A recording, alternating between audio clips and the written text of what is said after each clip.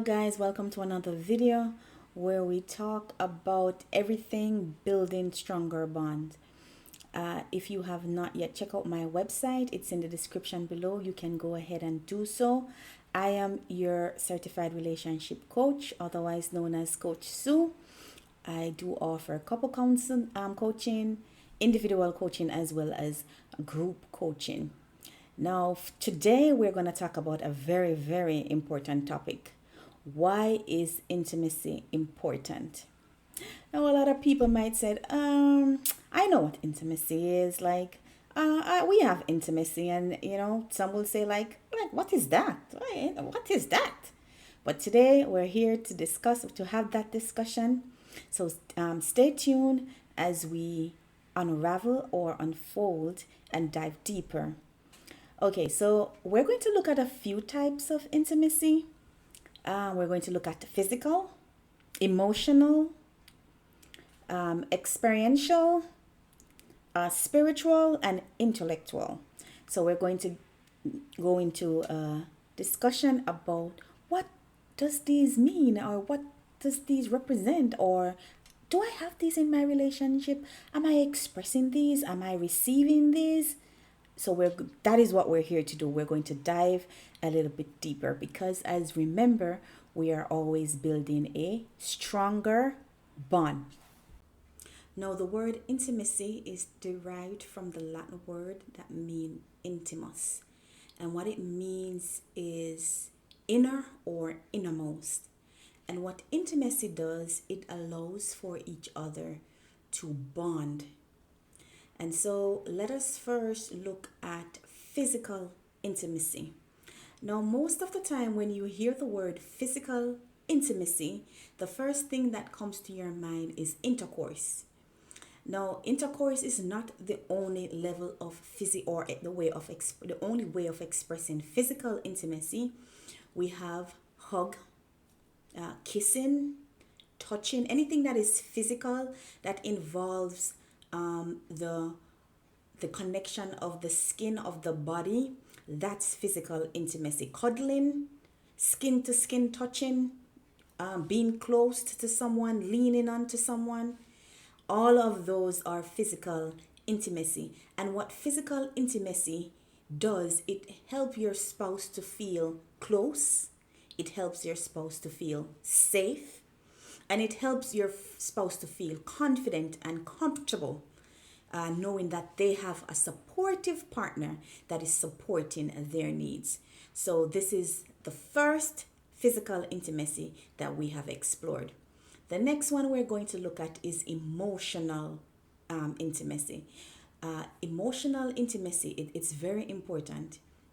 It's very, very important in a relationship. And emotional intimacy is the ability to share your deepest feeling, your deepest thoughts with someone without feel that you're being judged or you're being criticized. And so emotional intimacy open that safe space for you to be vulnerable. In other words, to be vulnerable. So you're comfortable sharing your most deepest thoughts, your most deepest secrets, anything that is really personal to you. You are very comfortable sharing that with your partner.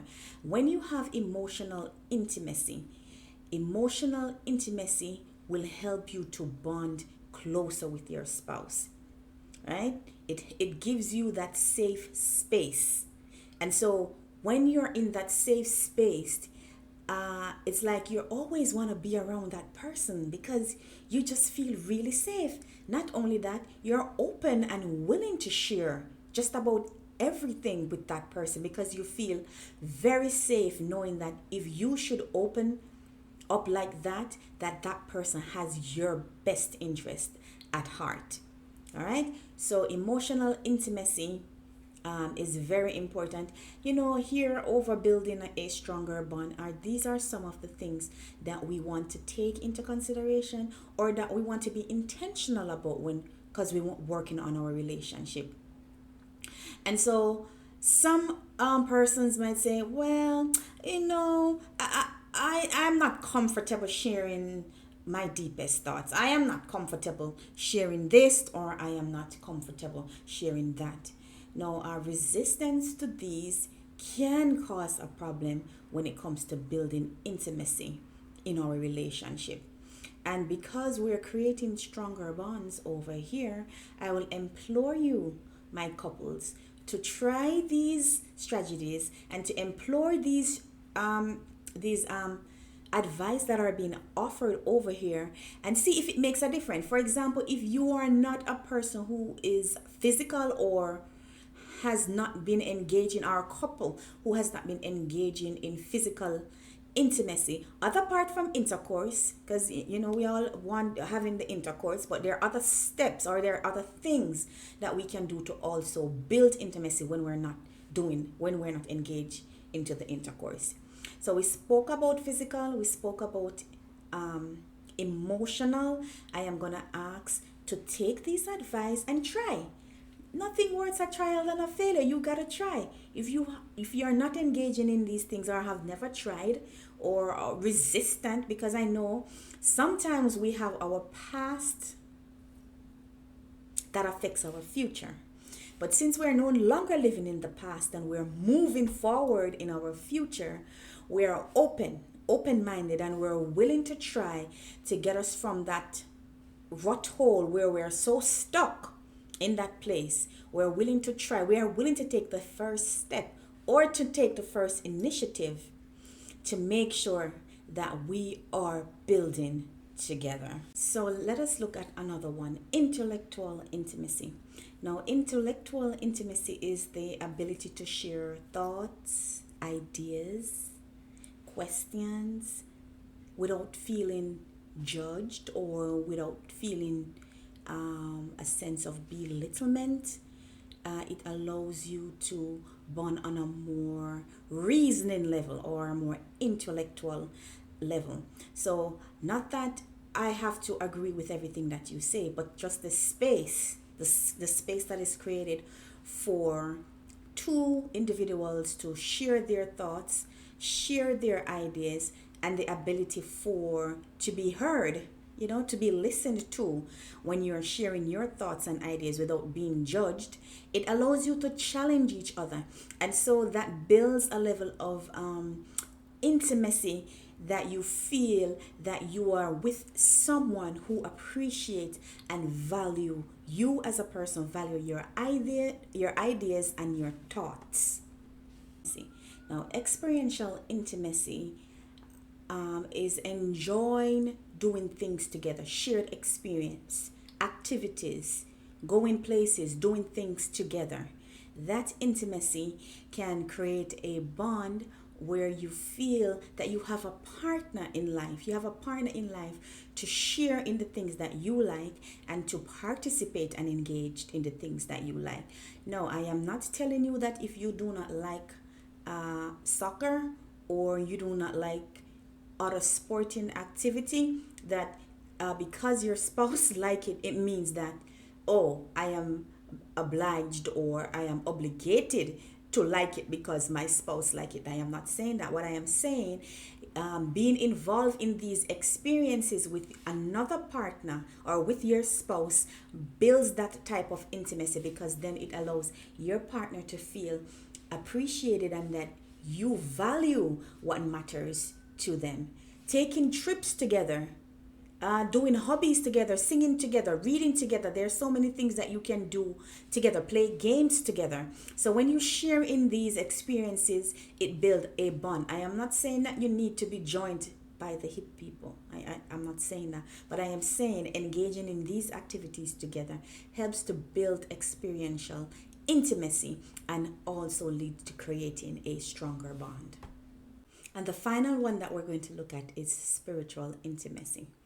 Now, spiritual intimacy is the ability to share beliefs, religious beliefs and practices together. Not only share, but to participate and to be a part of it together. That enhances your intimacy, because then your belief system is aligned with my belief system. And because they're aligned, we are able to share our experiences, we can share our thoughts, and that helps to build a stronger bond or helps to build intimacy between partners. All right, so we have looked at 5 types of intimacy: physical, emotional, intellectual, experiential, and spiritual intimacy. Now, if any of these are missing, your assignment is to work on it. Your assignment is to get up and do something active. Remember, relationships are work, people. Work. You just cannot sit down and expect to have a great relationship. It doesn't work like that. As a matter of fact, everything in life is work. If you need food to eat, you gotta work. If you need somewhere to live, you have to do something. And so relationships should not be treated less, that because we put effort in a lot of things. So I am imploring you to put the additional effort, to put the work in so we can get the results that we need, and to stay stable, to stay happy, and to always be growing. So I'm going to ask you to take these steps in mind, go through them. You can rewatch the video, go through them, and see where you can improve. There's always room for improvements in relationship. Always room for improvement. And if you and your spouse are dedicated to working on things that will help to increase intimacy, build stronger bond, then you should take that necessary step. Let's talk about some of the hindrance to experience intimacy. Stress, which a lot of us experience. The world is stressed.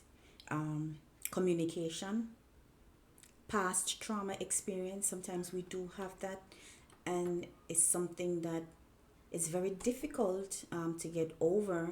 And so these become a barrier or hindrance from us experience the intimacy that we need. And so these are some of the hindrance that prevent us from experience this intimacy. So my advice will be to help reduce these factors. Help take the necessary step to help reduce these factors, and so that we can have better intimacy. Now, what are some of the impact of intimacy? Well, better relationship, better health. Yeah, better health. Increased sexual desire. Yeah, better connection, better relationship. These are some of the things that we will experience when we have intimacy in our relationship. And of course, listen, who want to be living here being stressed out and just having a lot of issues? It's just hard when you have a lot of issues in your relationship. It takes away from your intimacy. It takes a lot from these things take a lot from. It's like draining. It drains you, and so you can't give, you can't offer, you have nothing. You're drained to the end. And so I'm gonna ask that you take the necessary step. Take a step back and see, how can I improve my intimacy? If you work too much, because some of us work so much, like we're always working. What are we working for? It's like not going anywhere. You need time off to build intimacy with your partner. Go on vacation. Do you know you can take a day off? Time off? By law, it's required. Yeah, you have sick leave, you have vacation time, and some people just do not stop. There's no pause. That's not a way to live a healthy life, especially if you have kids too, because you cannot give to anyone what you don't have. Remember, you cannot give to anyone what you don't have. And so you need to take care of you. Take care of you. Take care of your emotional well-being. Take care of how you feel or of how you want to feel. Rest. Healthy eating. A day off from work, time off. We need to take a stop, take a step. Sometimes just take a day off to bond with your partner. You can call out and say, yeah, I'm not, you can call out. Yeah, that's allowed. It's a part of your, package. You can call out. You can spend some time. You can take a day and engage in some of these intimacy that we discuss. Physical, emotional, spend time together and building a stronger bond. So now that we have gone through the different types of intimacy, I am imploring you to challenge yourself. Challenge yourself and take these steps to make sure that you are feeding into yourself, you're feeding into your partner, and you're making yourself a better person. Thank you guys so much for watching. I hope that you will take something from this. Try and take something from it. Search really hard. If you can't find anything, search deep really hard and take something from this. Thank you guys for watching. Oh, you have been so great. I hope to see you next time on my next video. If you have not yet watched the video about the relationship assessment scale, please go ahead, take the assessment, evaluate yourself, and then come back to this video and see some of the things that you can, or some of the steps that you can take to get your relationship to where you want it. Thank you guys for watching, and I see you next time. Bye-bye. Like, comment, and subscribe.